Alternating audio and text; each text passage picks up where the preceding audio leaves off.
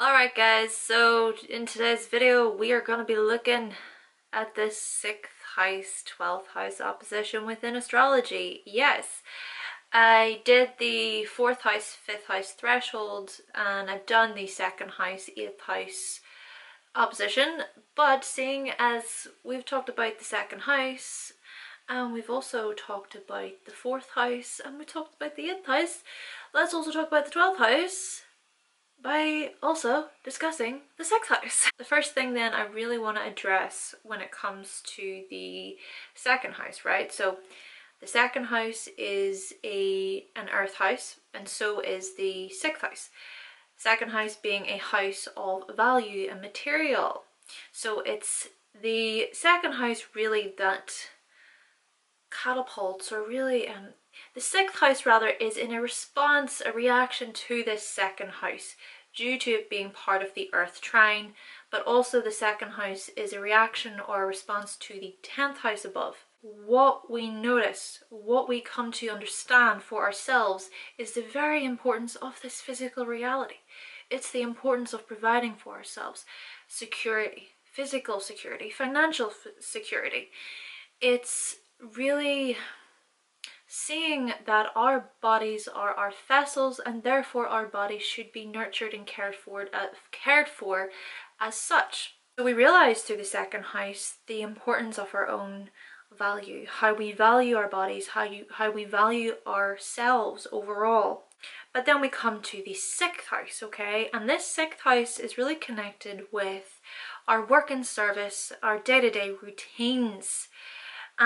It's also connected with health, but we'll start breaking this down because it's connected with other things as well. We establish for ourselves the kind of rules, the kind of ways in which we would like to be of service. This is how you earn an income through your work. So we have the 2nd house, earning an income, also connected with then in a way. So you could potentially earn an income from your talents and things. But yeah, you could earn money through your talents. But coming to the 6th house, it is the working attitude. It is seeing how you being of service and you starting to work then, perhaps say, you know, when you're about 16, 17 years old, you get a part-time job for yourself, you then start to understand how work is. You understand the sort of ways and how it functions within the workplace. You sort of understand the different roles that people are playing within society. You start to pay attention to the people at the grocery store scanning your food items, seeing that that's their work, that's their job, that's their duty, they're being of service in some way. Or you could go to the dentist, and that's another thing, dental care, hygiene, but still with the cleaning of your teeth, you go to the dentist, and that's another person who of service who's doing their job. We see ourselves getting out into society, out into our everyday, and really starting to consciously take into consideration the ins and outs and functions and ways in which it's all working. You start to see how it's all formulated. You start to see how it's all broken down and what people's roles are and what their duties are and what they do. And you know, you could even pay attention to certain routines. I mean, say for example, you want to really get to know the typical routine of someone who does the post or delivers the mail. Maybe you could then start seeing, well, how does that all function? How does that work? How does the mailman deliver all these letters in this period of time? What's the formula that they use to get there? Well, they have a routine. They have a way that works for them. That is their role, in which they're creating a system for themselves within their everyday, because they understand that that's their work, that's their job. So when it comes to yourself and it comes to your own routine, it's saying that you also have a routine, you also have a role to play. You are also of service. And so it's the 6th house that shows us the ways in which we are of service. It shows us how we are with our own day-to-day routines. Do we make a routine for ourselves? Do we take into consideration the 2nd house matters? So when it comes to how we make money for ourselves, do we use that approach, how we view money, into our work and service? How does that filter in? Could it be possibly that you realized that you were earning money in a certain way, or you had an idea of how you wanted to earn an income in the second house when you were younger, or you were realizing this through your upbringing, but then later on in life you get your first job or you go into a certain job that changes that for you. Because keeping in mind, the 6th house is also a cadent house, so it's very it's a re-evaluation house, it's a reassessing house. So when we go over to this house, there could be a re-evaluation of your finances or how it is that you want to earn an income through your line of work. If we take these two houses together, what we are noticing is how the money attitudes can potentially change due to your working attitudes. And this then can help you further develop and further grow in how it is you view the material world overall. So I'm actually going to give you guys an example of how this may play out for you. So I'm just going to use my own chart because it's just easier. So when it comes to my 2nd house, it's ruled by Libra. Then when it comes to my 6th house, it's ruled by Aquarius. Now for me, I loved singing when I was younger. I still love singing. I would say that I enjoy doing it. Then coming to my 6th house, I have the sign of Aquarius ruling my 6th house. Now, I also have a Gemini midheaven I would just like to highlight. So I have all the air signs ruling my earth trine.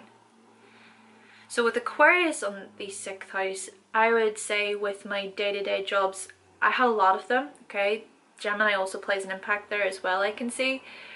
There were quite a few different roles and positions that I got into.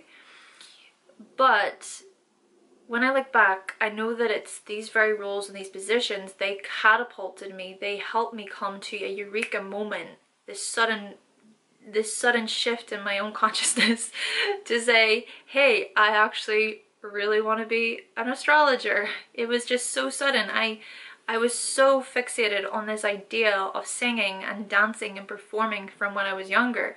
And then I went into making YouTube videos and doing the whole Gemini midheaven thing of going through all of these different ways to be on this camera right now and express myself. And you know, honestly, when I found out YouTube was a thing, I was on it straight away. I was singing, I was acting, I was making videos about fitness, I made videos about travel, veganism at the time whenever I was a vegan. I just really wanted to communicate. I knew, like, I wanted to use my voice. When I was introduced to astrology, when I found out what it actually was all about and how there's so many more layers to it, I was completely shocked. The thing about our part-time jobs that we do, right, and the jobs that we do at the beginning, like those jobs, your first job for example, or your second job, or the job that you do but you don't necessarily want to do that job for the rest of your life, you want to do something else, but you're doing this to earn money for now. But those jobs, guys, we learn so much through those jobs. No matter how grueling or horrible they may appear, that we may find them to be, those jobs can really help structure us further and help us with this 10th house energy. They bring us so many qualities and lessons, and we figure out more about these sort of attributes that we can bring into a role. It's through work, it's through being of service that we really can grow. We can grow in our work ethic, in our drive, in our desire to achieve, in our motivation, and we can grow in different skills. So the skills that we develop in the 2nd house as well, those skills are further refined within the 6th house. So there's that refinement with the 6th house where you start to discern between certain things. You become more discerning in your approach, and you start to see that by you actively training yourself and getting yourself into a routine every single day, if you stay at that routine, if you persist with that routine, whilst also being able to be flexible within that routine and strategize within that routine, you'll see just how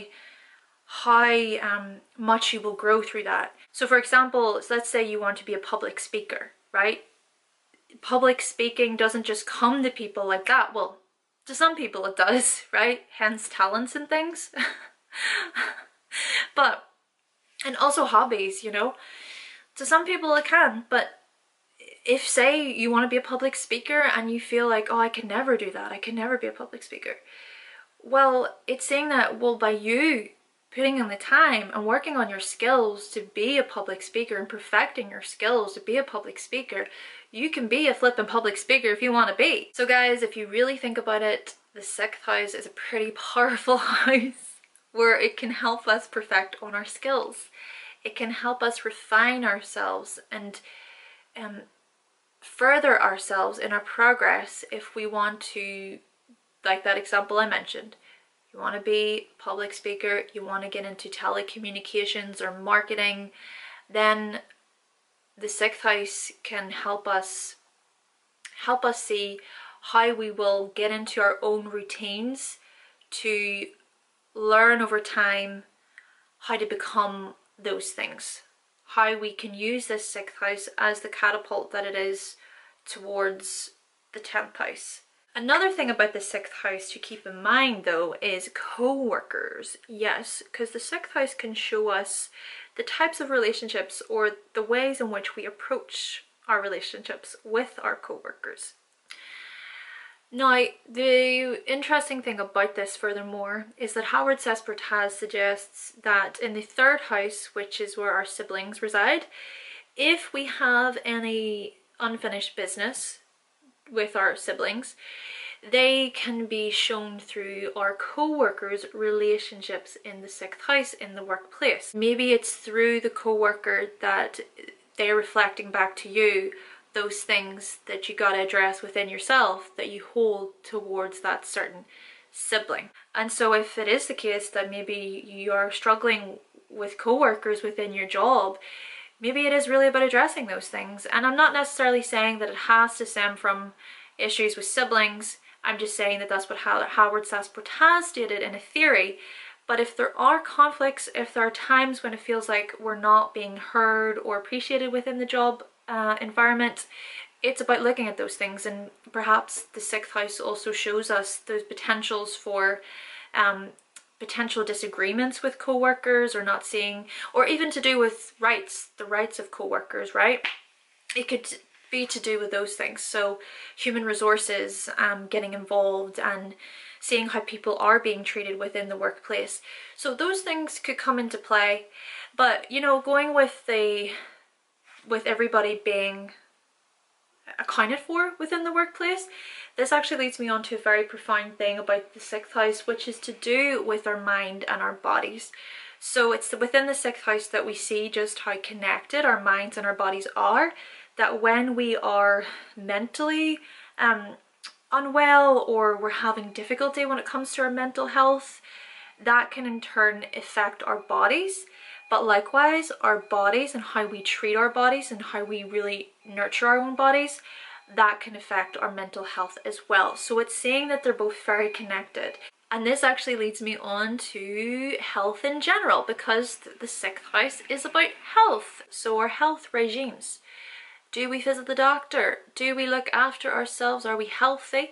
Do we look into our own mental health? Do we look into our own physical health? Ultimately, the 6th house shows us the very importance of us grounding ourselves within these realizations. So whilst in the 2nd house we see that I have hands, I have legs, I have a body, I have these things, I have hair.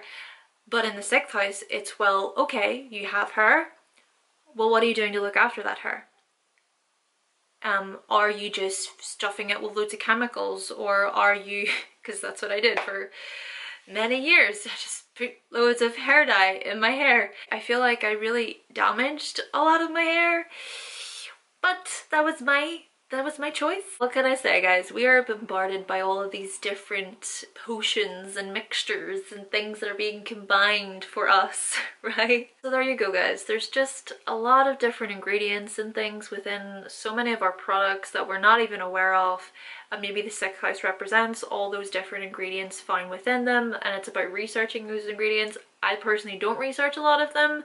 That's my own ignorance. This 6th house takes the 2nd house to a next level, where we really start focusing on how we choose to treat our bodies and the things we put into our bodies, and we become a lot more particular and concerned with it. So there's diets and things that exist within this house. So what diet plan are you on? Maybe you have certain goals or aims to lose weight or gain weight. The 6th house can show you that sort of diet regime that you get onto.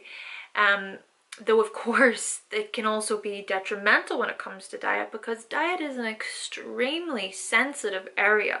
It is so sensitive, and there's a lot of dispute over which diet is the right diet. You should eat this, you should eat that, this is good for you, this is not good for you.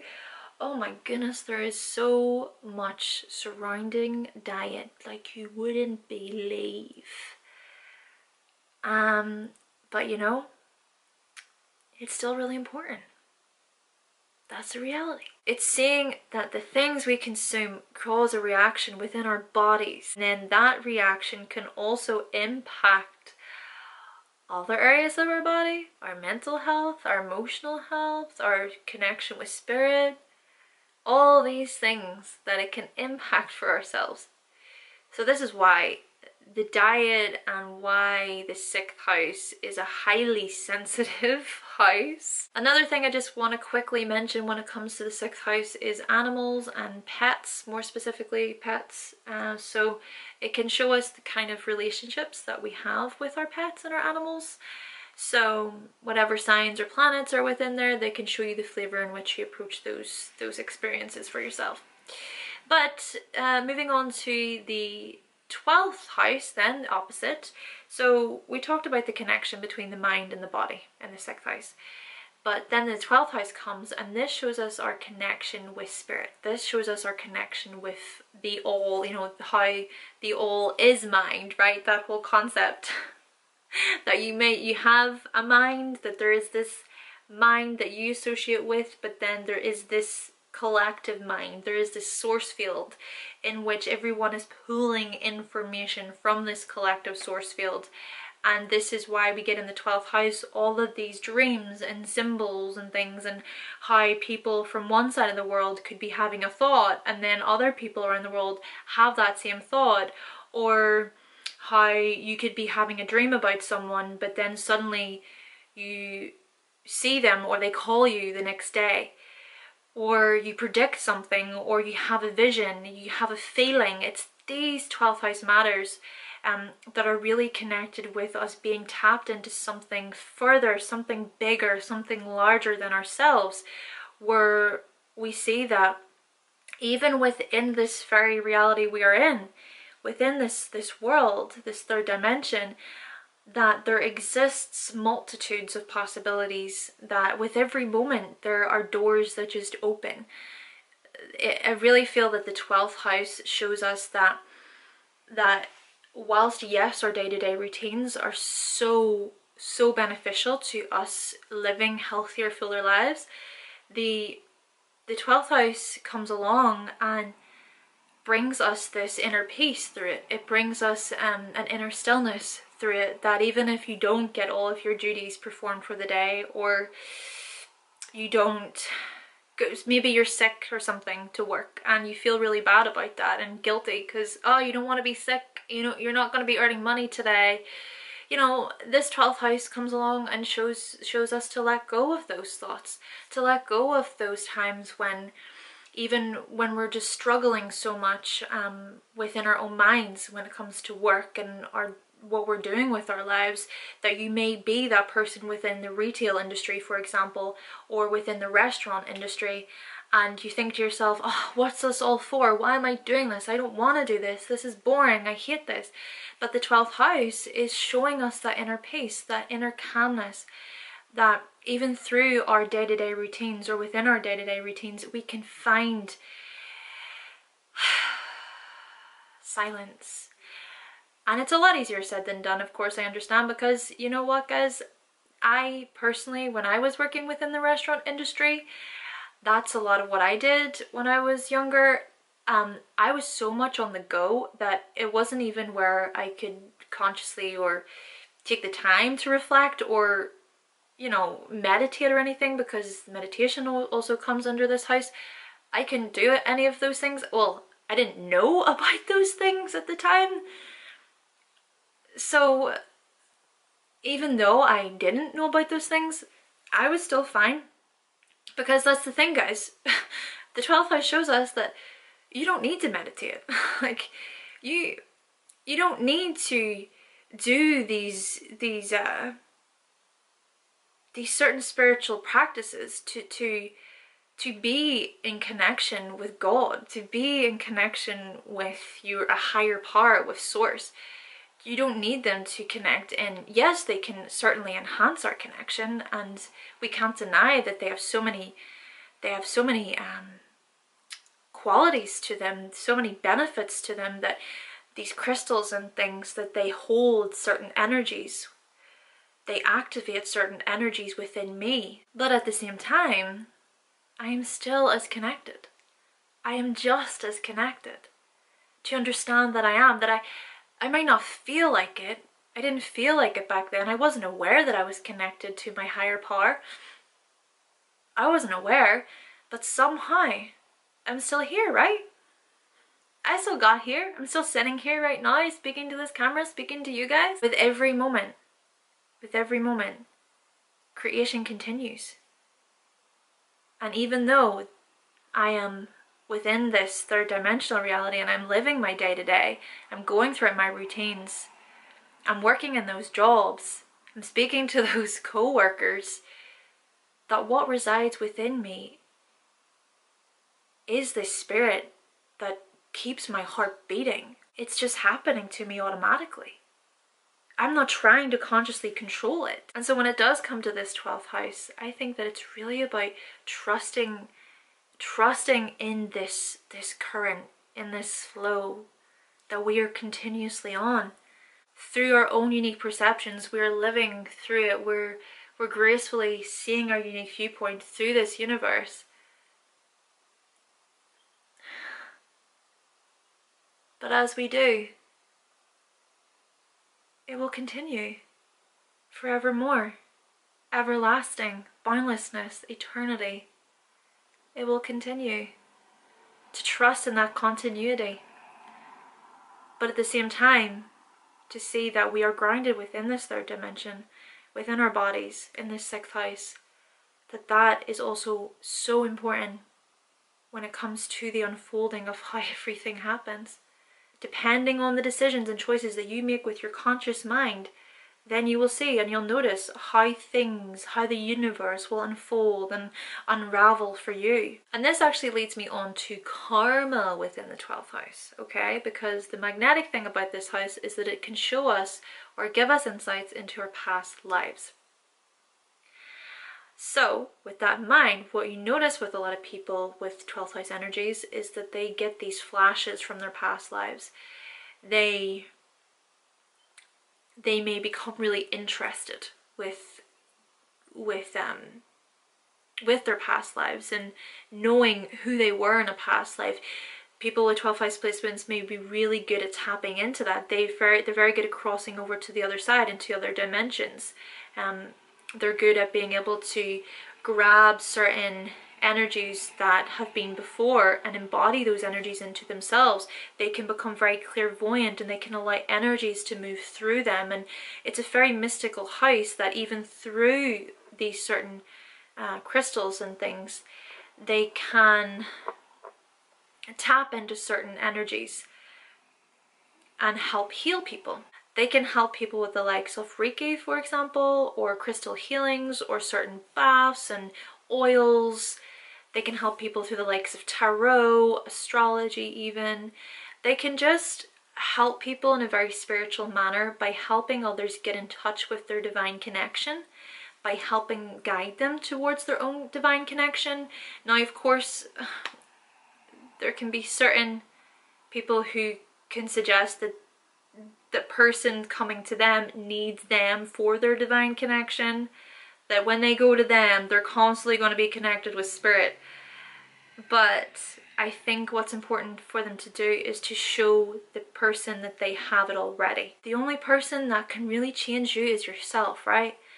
And we see this within the 12th house, that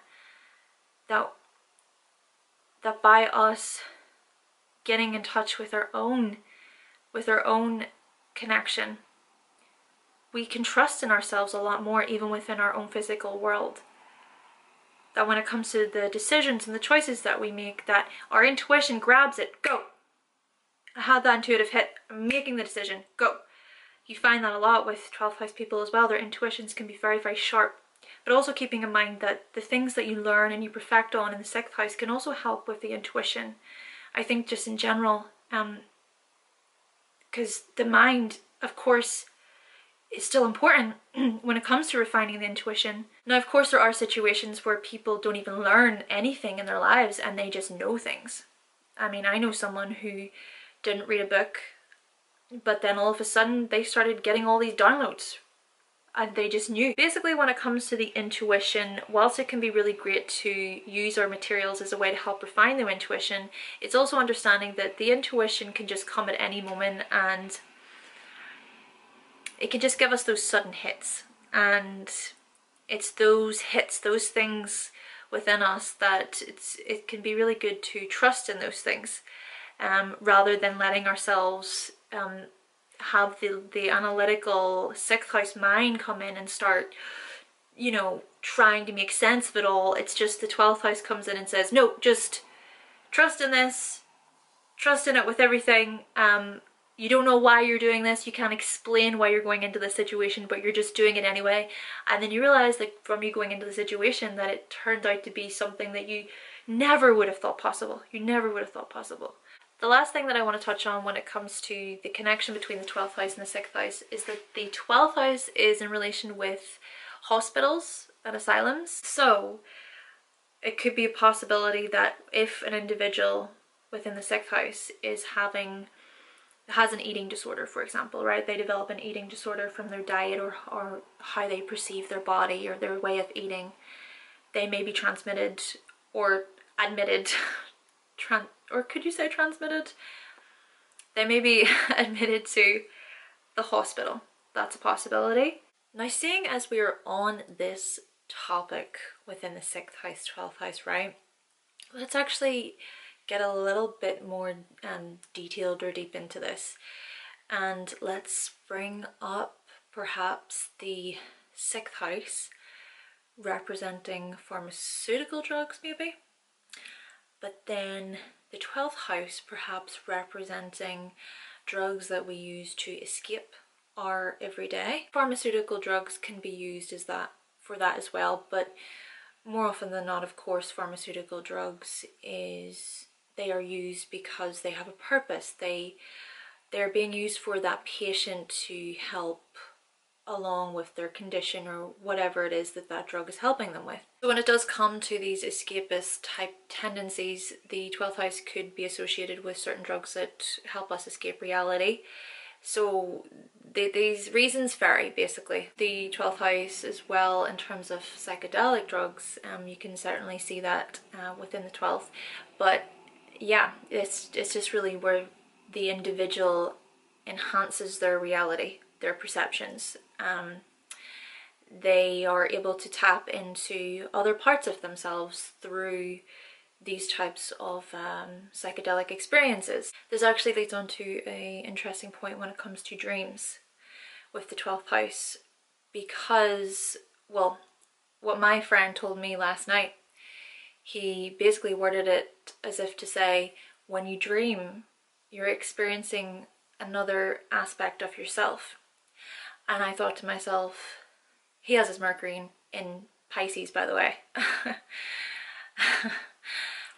I just thought to myself, wow, exactly. You hit it right on the head with just that simple phrase that, yeah, our dreams are us accessing our unconscious. So we are accessing different parts of who we are. Dream world, our dreaming life shows us that there are so many more possibilities and multitudes to our reality. And Yeah, he explained it as if to say that it's really good to get to know what your dreams mean, because you are then getting to know more of you.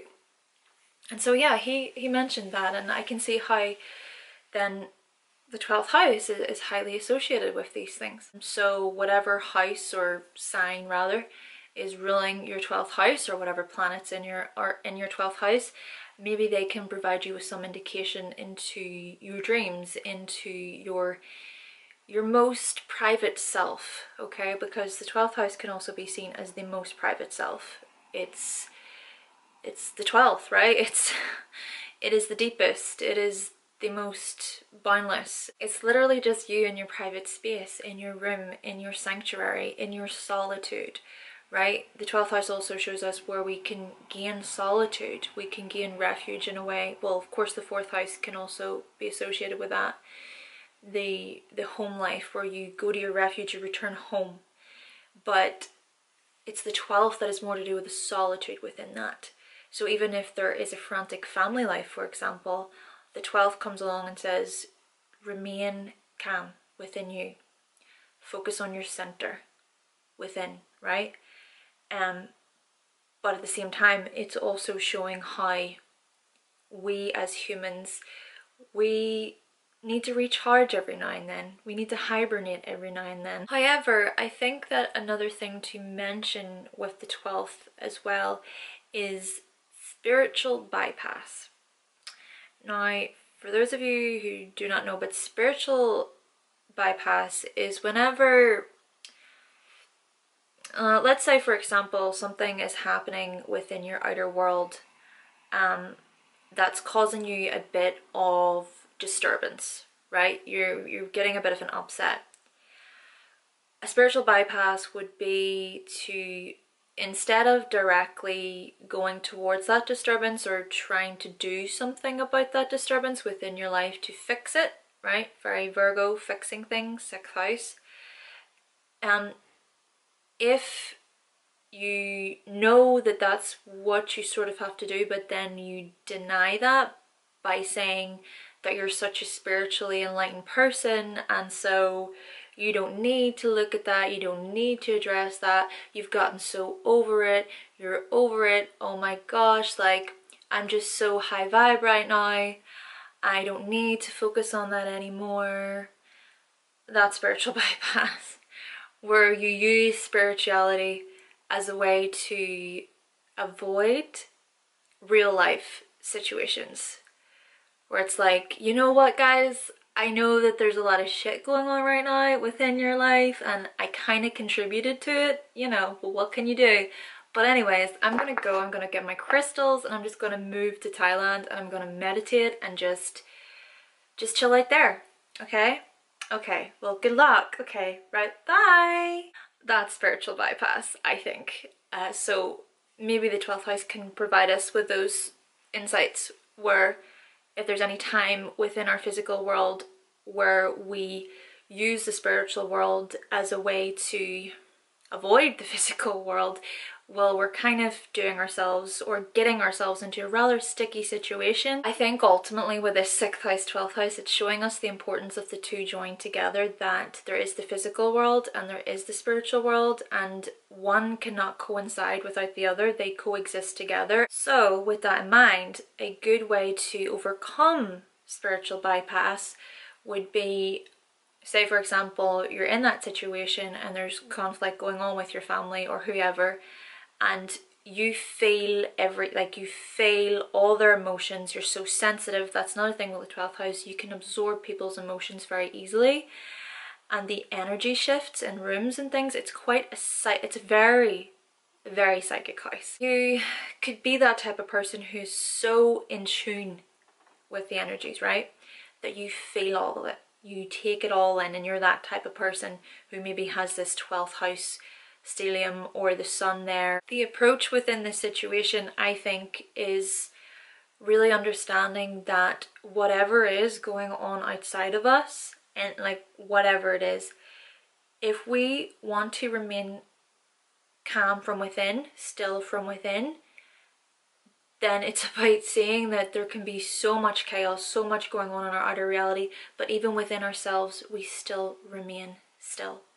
We see what's going on and we act accordingly. We tune in with our higher self and we align with that, and then we start to strategize and make, let the mind come in. The mind then can make a logical sense of things. It can create a plan. And then, of course, the body comes in, brain sending signals to the body, nervous system, movement to make those things happen.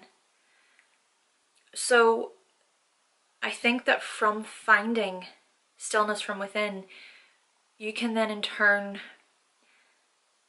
know more of how you're going to overcome this situation. Not necessarily where you have to get involved with the conflict, involved with whatever is going on. You don't have to, but it's how you can remain calm and still within it, where you don't let those sort of people or energies affect you. And then you think, well, is this my family, for example? Do I love them? Do I care about them? Do I want to help them? If yes, you feel that that is right. You feel that you want to be that compassionate, empathetic person, that higher vibe Piscean type of person, then go accordingly. And just whilst you're helping the outer world, also make sure you're reflecting on your inner world, and you're just taking the time to consciously not let outer world experiences affect you. Now, of course, that's easier said than done. Of course, a lot easier said than done. And I guess that's why it does require practice. It requires being active with this whole concept of going within and being more conscious of your own actions and what it is that you're doing and how you're reacting to things and how you're overcoming things within your life. So yeah, I would say that it's possible, but it's just not what we're used to. It's not how we've been brought up. We've been conditioned to do this way. We've been brought up to just constantly go, go, go, go, go, do, and not really think for ourselves and just go with whatever everybody else is telling us. So it could be hard to readjust that, but I think that ultimately the 12th house along with the 6th house can show us how we can actively work on both helping our bodies, our minds and our spirit all in one. That is the power of this axis. Okay, so with all that being said, guys, I'm going to conclude the video right here. I know that this video was a long one. Yeah, I've just been really enjoying these types of videos. I felt just inspired lately after doing that 12th house integration and just gaining more confidence in myself to just put on the camera without any scripts. It's felt so good. I've loved just elaborating on my own viewpoints and my own ideas of what I think of these oppositions and these crossovers and these integrations. If you watched all this video, good job. I hope that you learned much from this video. And yeah, guys, seriously, Mercury in Leo is coming, I promise.